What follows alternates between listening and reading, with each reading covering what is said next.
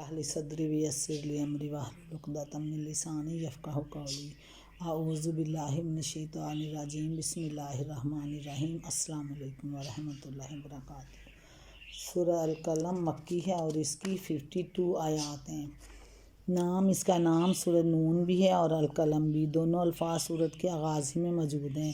زمان نزول یہ بھی مکہ معظمہ کے ابتدائی دور کی نازل شدہ صورتوں میں سے ہے، مگر اس کے مضمون سے یہ بات مترشح ہوتی ہے کہ اس زمانے میں نازل ہوئی تھی جب مکہ میں رسول اللہ صلی اللہ علیہ وآلہ وسلم کی مخالفت اچھی خاصی شدت اختیار کر چکی تھی۔ موضوع اور مضمون: اس میں 3 مضامین بیان ہوئے: مخالفین کے اعتراضات کا جواب، ان کو تنبیہ اور نصیحت، اور رسول اللہ صلی اللہ علیہ وآلہ وسلم کو صبر و استقامت کی تلقین۔ آغاز کلام میں رسول اللہ صلی اللہ علیہ وآلہ وسلم سے ارشاد ہوا کہ یہ کفار تم کو دیوانہ کہتے ہیں، حالانکہ جو کتاب تم پیش کر رہے ہو اور اخلاق کے جس اعلیٰ مرتبے پر آپ فائز ہو وہ خود ان کے اس جھوٹ کی تردید کے لیے کافی ہے۔ عنقریب وہ وقت آنے والا ہے جب سب ہی دیکھ لیں گے کہ دیوانہ کون تھا، لہٰذا مخالفت کا جو طوفان تمہارے خلاف اٹھایا جا رہا ہے اس کا دباؤ ہرگز قبول نہ کریں۔ دراصل یہ ساری باتیں اس لیے کی جا رہی ہیں کہ تم کسی نہ کسی طرح دب کر ان سے مصالحت یا کمپرومائز کرنے کے لیے تیار ہو جاؤ۔ پھر عوام کی آنکھیں کھولنے کے لیے نام لیے بغیر مخالفین میں سے ایک نمایاں شخص کا کردار پیش کیا ہے جسے اہل مکہ خوب جانتے تھے۔ اس وقت رسول اللہ صلی اللہ علیہ وآلہ وسلم کے پاکیزہ اخلاق بھی سب کے سامنے تھے اور ہر دیکھنے والا یہ بھی دیکھ سکتا تھا کہ آپ کی مخالفت میں مکہ کے جو سردار پیش ہیں ان میں کس سیرت و کردار کے لوگ شامل ہیں۔ اس کے بعد آیت 17 سے 33 تک ایک باغ والوں کی مثال پیش کی ہے جنہوں نے اللہ سے نعمت پا کر اس کی ناشکری کی، اور اس کے اندر جو شخص سب سے بہتر تھا اس کو نصیحت بر وقت اس کی نصیحت نہ مانی، آخرکار وہ اس نعمت سے محروم ہو گئے اور ان کی آنکھیں اس وقت کھلیں جب ان کا سب کچھ برباد ہو چکا تھا۔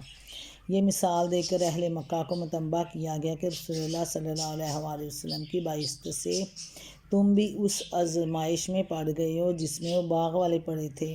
اگر ان کی بات نہ مانو گے تو دنیا میں بھی عذاب بھگتو گے اور آخرت کا عذاب اس سے بھی زیادہ بڑا ہے۔ پھر آیت 34 سے 47 تک مسلسل کفار کو فہمائش کی گئی ہے کہ جس میں کہیں تو خطاب براہ راست ان سے ہے اور کہیں رسول اللہ صلی اللہ علیہ وآلہ وسلم کو مخاطب کرتے ہوئے دراصل تنبیہ ان کو کی گئی ہے۔ اس سلسلے میں جو باتیں ارشاد ہوئی ہیں ان کا خلاصہ یہ ہے: آخرت کی بھلائی لازماً انہی لوگوں کے لیے ہے جنہوں نے دنیا میں اللہ کے خدا ترسی کے ساتھ زندگی بسر کی۔ یہ بات سراسر عقل کے خلاف ہے کہ اللہ تعالیٰ کے ہاں فرمانبرداروں کا انجام وہ ہو جو مجرموں کا ہونا چاہیے۔ کفار کی یہ غلط فہمی قطعی بے بنیاد ہے کہ خدا ان کے ساتھ وہ معاملہ کرے گا جو وہ خود اپنے لیے تجویز کرتے ہیں، حالانکہ اس کے لیے انہیں کوئی ضمانت حاصل نہیں ہے۔ جن لوگوں کو دنیا میں خدا کے آگے جھکنے کی دعوت دی جا رہی ہے اور وہ اس سے انکار کرتے ہیں، قیامت کے روز وہ سجدہ کرنا چاہیں گے بھی تو نہ کر سکیں گے اور ذلت کا انجام انہیں دیکھنا پڑے گا۔ قرآن پاک کو جھٹلا کر وہ اللہ کے عذاب سے بچ نہیں سکتے۔ انہیں جو ڈھیل دی جا رہی ہے اس سے وہ دھوکے میں پڑ گئے ہیں۔ وہ سمجھتے ہیں کہ اس تکذیب کے باوجود جب ان پر عذاب نہیں آ رہا ہے تو وہ صحیح راستے پر ہیں، حالانکہ وہ بے خبری میں ہلاکت کی راہ پر چلے جا رہے ہیں۔ ان کے پاس رسول پاک صلی اللہ علیہ وآلہ وسلم کی مخالفت کے لیے کوئی معقول وجہ نہیں، کیونکہ وہ ایک بے غرض مبلغ ہے، اپنی ذات کے لیے ان سے کچھ نہیں مانگ رہا اور وہ یہ دعویٰ بھی نہیں کر سکتے کہ انہیں اس کے رسول نہ ہونے اور اس کی باتوں کے غلط ہونے کا علم حاصل ہے۔ آخر میں رسول پاک صلی اللہ علیہ وآلہ وسلم کو ہدایت فرمائی گئی کہ اللہ کا فیصلہ آنے تک جو سختیاں بھی تمہیں دین کی راہ میں پیش آئیں ان کو صبر کے ساتھ برداشت کرتے چلے جائیں اور اس لیے بے صبری سے بچیں جو یونس علیہ السلام کے لیے ابتلا کی موجب بنی تھی۔ ربنا آتنا فی الدنیا حسنۃ وفی الآخرۃ حسنۃ وقنا عذاب النار۔ السلام علیکم ورحمۃ اللہ وبرکاتہ۔ رب اشرح لی صدری ویسر لی امری واحلل عقدۃ من لسانی یفقہوا قولی اعوذ باللہ من الشیطان الرجیم بسم اللہ الرحمن الرحیم السلام علیکم ورحمۃ اللہ وبرکاتہ۔ سورۃ القلم مکی ہے اور اس کی 52 آیات ہیں۔ بسم اللہ الرحمن الرحیم۔ نون والقلم وما یسطرون۔ نون قسم ہے قلم کی اور اس چیز کی جسے لکھنے والے لکھ رہے ہیں۔ ما انت بنعمتی ربک بمجنون، تم اپنے رب کے فضل سے مجنون نہیں ہو۔ وَإِنَّ لَكَ لَأَجْرًا غَيْرَ مَمْنُونٍ، اور یقیناً تمہارے لیے ایسا اجر ہے جس کا سلسلہ کبھی ختم نہیں ہونے والا، ختم نہ ہونے والا، یعنی کبھی ختم ہونے والا نہیں ہے۔ نون والقلم وما یسطرون، نون قسم ہے قلم کی اور اس چیز کی جسے لکھنے والے لکھ رہے ہیں۔ امام تفسیر مجاہد کہتے ہیں کہ قلم سے مراد وہ قلم ہے جس سے ذکر یعنی قرآن پاک لکھا جا رہا تھا۔ اس سے خود بخود یہ نتیجہ نکلتا ہے کہ وہ چیز جو لکھی جا رہی تھی اس سے مراد قرآن مجید ہی ہے۔ ما انت بنعمت ربک بمجنون، تم اپنے رب کے فضل سے مجنون نہیں ہو۔ یہ ہے وہ بات جس پر قلم اور کتاب کی قسم کھائی گئی ہے۔ مطلب یہ کہ قرآن کا جو کاتبین وحی کے ہاتھوں سے ثبت ہو رہا ہے بجائے خود کفار کی اس بہتان کی تردید کے لیے کافی ہے کہ معاذ اللہ رسول پاک صلی اللہ علیہ وآلہ وسلم مجنون ہیں۔ حضور پاک صلی اللہ علیہ وآلہ وسلم کے دعوی نبوت سے پہلے تو اہل مکہ آپ صلی اللہ علیہ وآلہ وسلم کو اپنی قوم کا بہترین آدمی مانتے تھے اور آپ کی دیانت و امانت اور عقل و فراست پر اعتماد رکھتے تھے، مگر جب آپ نے ان کے سامنے قرآن پیش کرنا شروع کیا تو وہ آپ صلی اللہ علیہ وآلہ وسلم کو دیوانہ اور قرار دینے لگے۔ اس کے معنی یہ تھے کہ قرآن ہی ان کے نزدیک وہ سبب تھا جس کی بنا پر انہوں نے آپ صلی اللہ علیہ وسلم پر دیوانگی کی تہمت لگائی۔ اس لیے فرمایا گیا کہ قرآن ہی اس تہمت کی تردید کے لیے کافی ثبوت ہے۔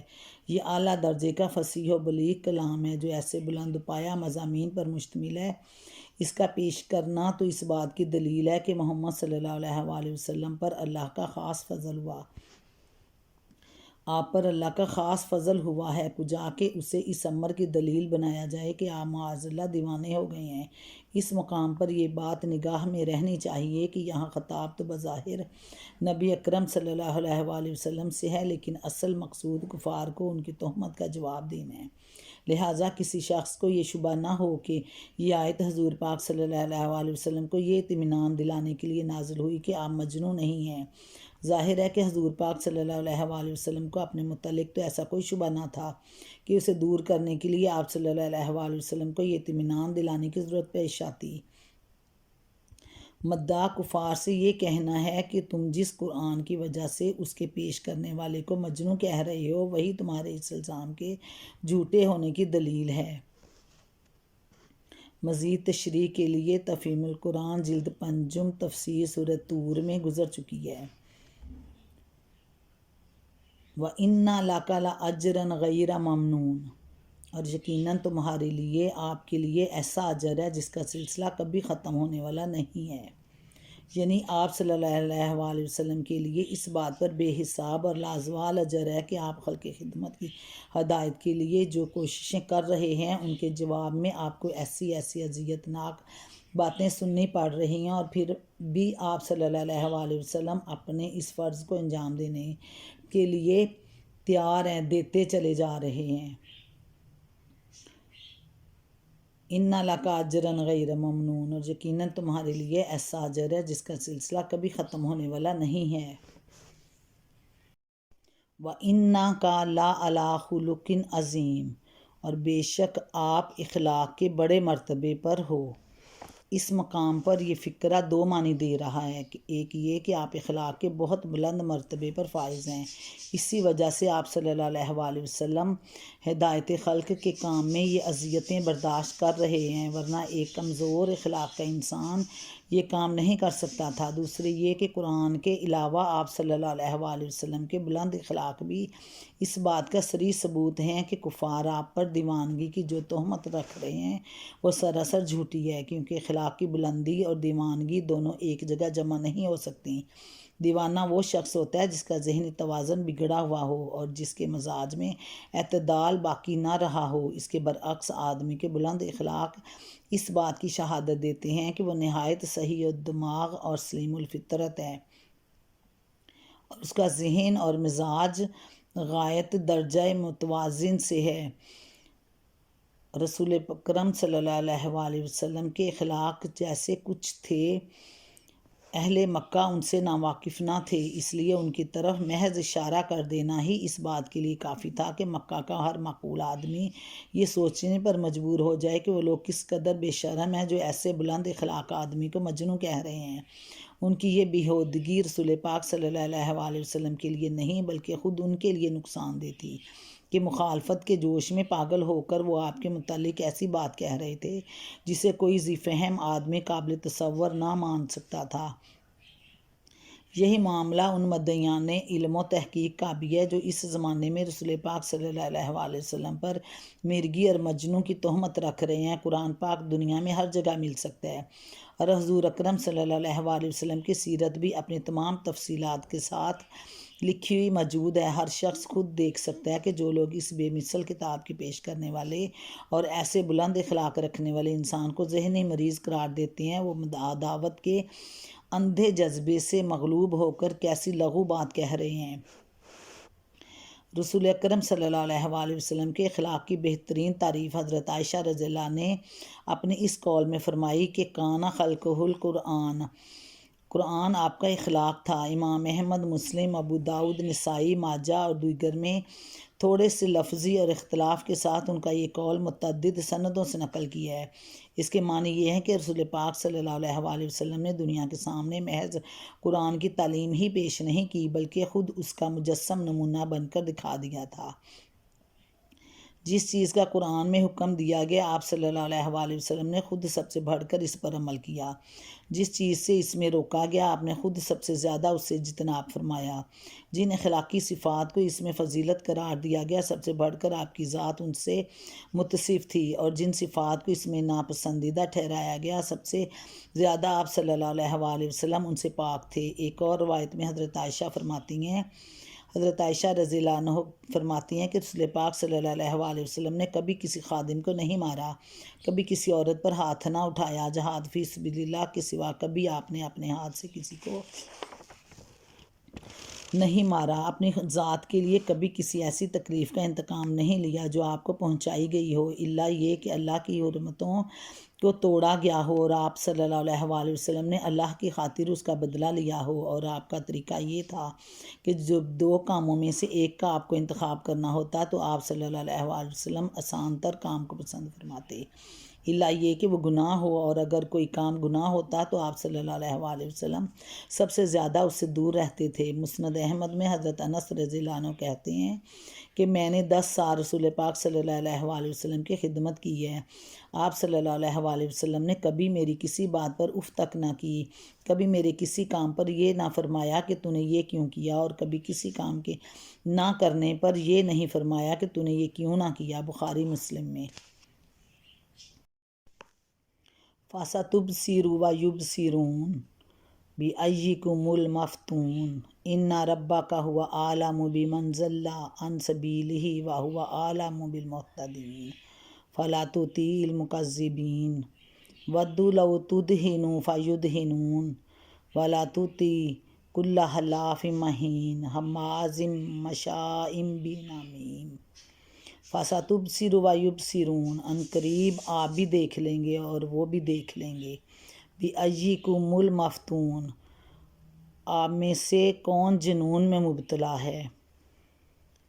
إِنَّ رَبَّكَ هُوَ أَعْلَمُ بِمَنْ ضَلَّ عَنْ سَبِيلِهِ وَهُوَ أَعْلَمُ بِالْمُهْتَدِينَ، آپ کا رب آپ ان لوگوں کو بھی خوب جانتا ہے جو اس کی راہ سے بھٹکے ہوئے ہیں، اور وہی ان کو بھی اچھی طرح جانتا ہے جو راہ راست پر ہیں، لہٰذا آپ ان جھٹلانے والوں کے دباؤ میں ہرگز نہ آئیں۔ فَلَا تُطِعِ الْمُكَذِّبِينَ وَدُّوا لَوْ تُدْهِنُ فَيُدْهِنُونَ، یہ تو چاہتے ہیں کہ کچھ آپ مداحنت کرو تو یہ بھی مداحنت کریں۔ وَلَا تُطِعِ كُلَّ حَلَّافٍ مَّهِينٍ، ہرگز نہ بولو کسی ایسے شخص سے جو بہت قسمیں کھانے والا ہے، بے وقت ہے۔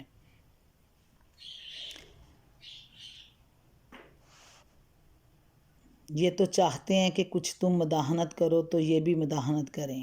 یعنی تم اسلام کی تبلیغ میں کچھ ڈھیلے پڑ جاؤ تو یہ بھی آپ کی مخالفت میں کچھ نرمی اختیار کر لیں، یا آپ ان کی گمراہیوں کی رعایت کر کے اپنے دین میں کچھ ترمیم کرنے پر آمادہ ہو جائیں تو یہ تمہارے ساتھ مصالحت کر لیں۔ وَلَا تُطِیعُوا کُلَّ حَلَّافٍ مَّہِینٍ، اصل میں لفظ مہین استعمال ہوا ہے جو حقیر و ذلیل اور گھٹیا آدمی کے لیے بولا جاتا ہے۔ در حقیقت یہ بہت قسمیں کھانے والے آدمی کی لازمی صفت ہے۔ وہ بے وقت انسان ہوتا ہے، وہ بات بات پر اس لیے قسم کھاتا ہے کہ اسے خود یہ احساس ہوتا ہے کہ لوگ اسے جھوٹا سمجھتے ہیں اور اس کی بات پر اس وقت تک یقین نہیں کریں گے جب تک وہ قسم نہ کھائے۔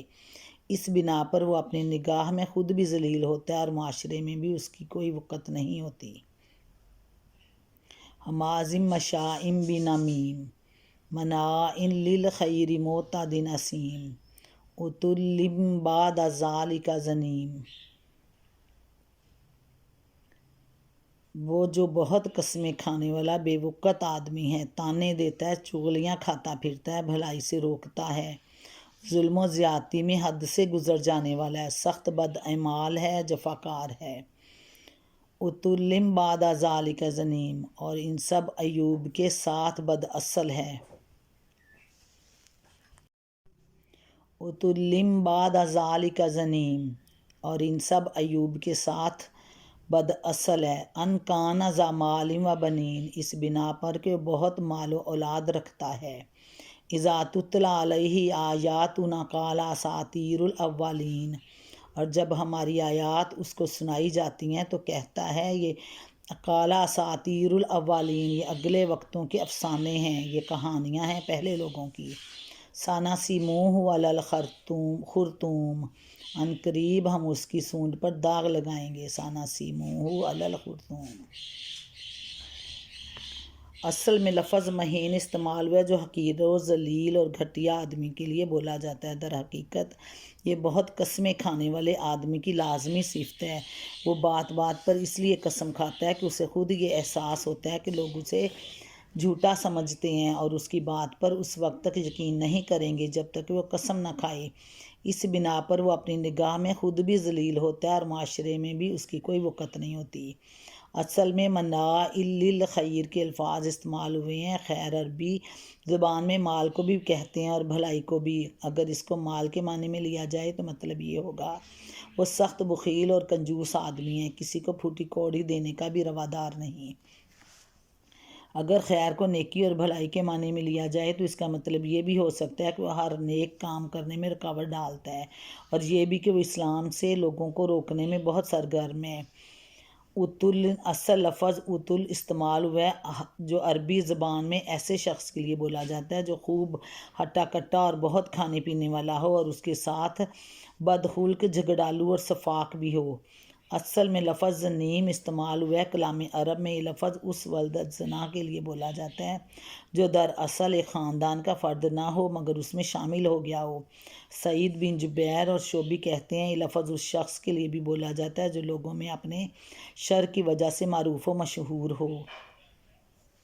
ان آیات میں جس شخص کے یہ اوصاف بیان کیے گئے ہیں اس کے بارے میں مفسرین کے اقوال مختلف ہیں۔ کسی نے کہا یہ شخص ولید بن مغیرہ تھا، کسی نے اسود بن عبد یغوث کا نام لیا ہے، کسی نے اخنس بن شریک کو اس کا مصداق ٹھہرایا ہے، اور بعض لوگوں نے کچھ دوسرے اشخاص کی نشاندہی کی ہے، لیکن قرآن مجید میں نام لیے بغیر صرف اس کے اوصاف بیان کر دیے ہیں۔ اس سے معلوم ہوتا ہے مکہ میں وہ اپنے ان اوصاف کے لیے اتنا مشہور تھا کہ اس کا نام لینے کی ضرورت نہ تھی۔ اس کی یہ صفات سنتے ہی ہر شخص سمجھ سکتا ہے کہ اشارہ کس کی طرف ہے۔ اس فقرے کا تعلق اوپر کے سلسلہ کلام سے بھی ہو سکتا ہے اور بعد کے فقرے سے بھی۔ پہلی صورت میں مطلب یہ ہوگا کہ ایسے آدمی کی دھونس اس بنا پر قبول نہ کرو کہ وہ بہت مال اولاد رکھتا ہے، ان کان ذا مال و بنین، اور دوسری صورت میں معنی یہ ہوں گے کہ بہت مال و اولاد والا ہونے کی بنا پر وہ مغرور ہو گیا ہے۔ جب ہماری آیات اس کو سنائی جاتی ہیں تو کہتا ہے اگلے وقتوں کے افسانے ہیں، پہلے وقت کے لوگوں کی یہ کہانیاں ہیں۔ چونکہ وہ اپنے آپ کو بڑا ناک والا سمجھتا تھا اس لیے اس کی ناک کو سونڈ کہا گیا، اور ناک پر داغ لگانے سے مراد تذلیل ہے، یعنی ہم دنیا و آخرت میں اس کو ایسا ذلیل و خوار کریں گے کہ ابد تک یہ آر اس کا پیچھا نہ چھوڑے گا۔ سَنَسِیمُهُ عَلَى الْخُرْطُوم، ان قریب ہم اس کی سونڈ پر داغ لگائیں گے، یعنی اس کو ذلیل و رسوا کریں گے اس شخص کو جو کہتا ہے یہ پہلے وقت کے لوگوں کی کہانیاں ہیں، قرآن پاک کی آیات کو۔ اذا تتلی علیہ آیاتنا قال اساطیر الاولین، اور جب اس پر آیات پڑھی جاتی ہیں، سنائی جاتی ہیں تو کہتا ہے یہ اگلے وقتوں کے افسانے ہیں، پہلے لوگوں کی کہانیاں ہیں۔ سَنَسِیمُهُ عَلَى الْخُرْطُوم، ان قریب ہم اس کی سونڈ پر داغ لگائیں گے، اس کو ذلیل و رسوا کریں گے دنیا و آخرت میں۔ اِنَّا بَلَوْنَاهُمْ كَمَا بَلَوْنَا أَصْحَابَ الْجَنَّةِ اِذْ أَقْسَمُوا لَيَصْرِمُنَّهَا مُصْبِحِينَ، ہم نے ان اہل مکہ کو اسی طرح آزمائش میں ڈالا ہے جس طرح ایک باغ کے مالکوں کو آزمائش میں ڈالا تھا۔ اِذْ أَقْسَمُوا لَيَصْرِمُنَّهَا مُصْبِحِينَ، جب انہوں نے قسم کھائی کہ صبح سویرے ضرور اپنے باغ کے پھل توڑیں گے۔ وَلَا يَسْتَثْنُونَ، اور وہ کوئی استثناء نہیں کر رہے تھے۔ فَطَافَ عَلَيْهَا طَائِفٌ مِّن رَبِّكَ وَهُمْ نَائِمُونَ، وَطَافَ عَلَيْهَا طَائِفٌ مِّن رَبِّكَ وَهُمْ نَائِمُونَ، رات کو وہ سوئے پڑے تھے کہ تمہارے رب کی طرف سے ایک بلا اس باغ پر پھر گئی۔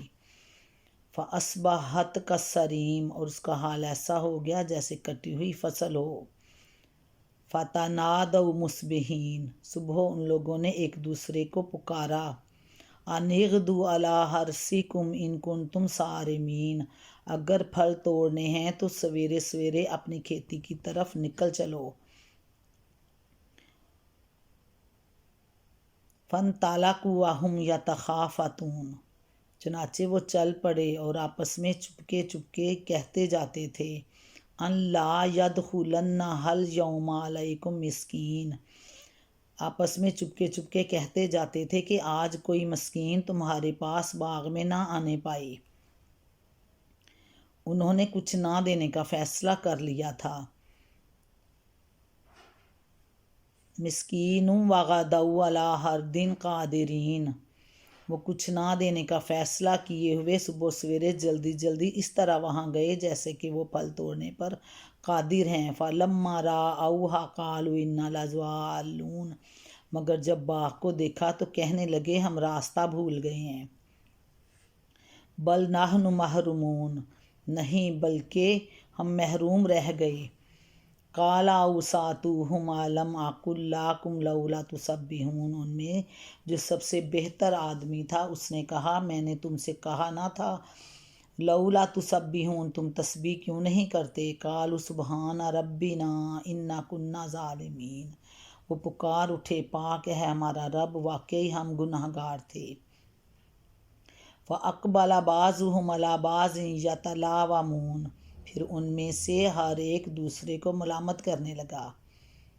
قَالُوا يَا وَيْلَنَا إِنَّا كُنَّا طَاغِينَ، آخر کو انہوں نے کہا افسوس ہمارے حال پر، بے شک ہم سرکش ہو گئے تھے۔ عَسَىٰ رَبُّنَا أَن يُبْدِلَنَا خَيْرًا مِّنْهَا إِنَّا إِلَىٰ رَبِّنَا رَاغِبُونَ، بعید نہیں کہ ہمارا رب ہمیں بدلے میں اس سے بہتر باغ عطا فرمائے، ہم اپنے رب کی طرف رجوع کرتے ہیں۔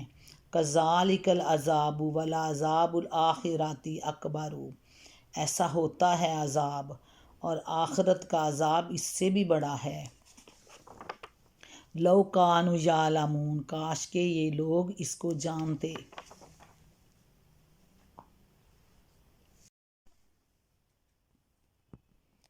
اس مقام پر سورۃ کہف رکوع 5 بھی پیش نظر ہے، جس میں اس طرح عبرت دلانے کے لیے 2 باغ والوں کی مثال پیش کی گئی ہے، یعنی انہیں اپنے قدرت اور اپنے اختیار پر ایسا بھروسہ تھا کہ قسم کھا کر بے تکلف کہہ دیا کہ ہم ضرور کل اپنے باغ کے پھل توڑیں گے، اور یہ کہنے کی کوئی ضرورت وہ محسوس نہیں کرتے تھے کہ اگر اللہ نے چاہا تو ہم یہ کام کریں گے۔ کھیتی کا لفظ غالباً اس لیے استعمال کیا ہے کہ باغ میں درختوں کے درمیان کھیت بھی تھے۔ اصل الفاظ ہیں علاہدین، عربی زبان میں روکنے اور نہ دینے کے لیے بھی بولا جاتا ہے، قصد اور طے شدہ فیصلے کے لیے بھی بولا جاتا ہے، اور صورت کے معنی ہے میں مشتمل ہے، اس لیے ہم نے ترجمے میں تینوں معنوں کی رعایت ملحوظ رکھی ہے۔ یعنی پہلے تو انہیں باغ کو دیکھ کر یقین نہ آیا کہ یہ انہی کا باغ ہے، اور کہنے لگے شاید ہم راستہ بھول کر کسی اور جگہ نکل آئے ہیں۔ پھر جب غور کیا اور معلوم ہوا کہ یہ ان کا اپنا باغ ہے تو چیخ اٹھے، ہماری قسمت پھوٹ گئی۔ ان کے اس کا مطلب ہے کہ جب وہ قسم کھا کر کہہ رہے تھے کہ کل ہم اپنے باغ کے پھل ضرور توڑیں گے، تو اس وقت اس شخص نے ان کو تنبیہ کی تھی کہ تم خدا کو بھول گئے، انشاءاللہ کیوں نہیں کہتے، مگر انہوں نے اس کی پرواہ نہ کی۔ پھر جب وہ مسکینوں کو کچھ نہ دینے کا فیصلہ کر رہے تھے تو اس وقت بھی انہوں نے انہیں نصیحت کی کہ اللہ کو یاد کرو اور اس بری نیت سے باز آ جاؤ، مگر وہ اپنی بات پر جمے رہے۔ ایک دوسرے کو الزام دینا شروع کیا کہ اس کے بہکانے سے ہم اس خدا فراموش اور بدنیتی میں مبتلا ہوئے۔ مکہ کے بڑے بڑے سردار مسلمانوں سے کہتے تھے کہ ہم کو یہ نعمتیں جو دنیا میں مل رہی ہیں یہ دنیا کے اللہ کے ہاں ہمارے مقبول ہونے کی علامت ہیں، اور ہاں تم اس بدحالی میں مبتلا ہو، یہ بات کی دلیل ہے کہ تم خدا کے مغضوب ہو، لہٰذا اگر کوئی غفرت ہوئی تو بھی تم کہتے ہو تو ہم ہی مزے میں ہوں گے اور عذاب تم پر ہوگا نہ کہ ہم پر۔ اس کا جواب ان آیات میں دیا گیا ہے۔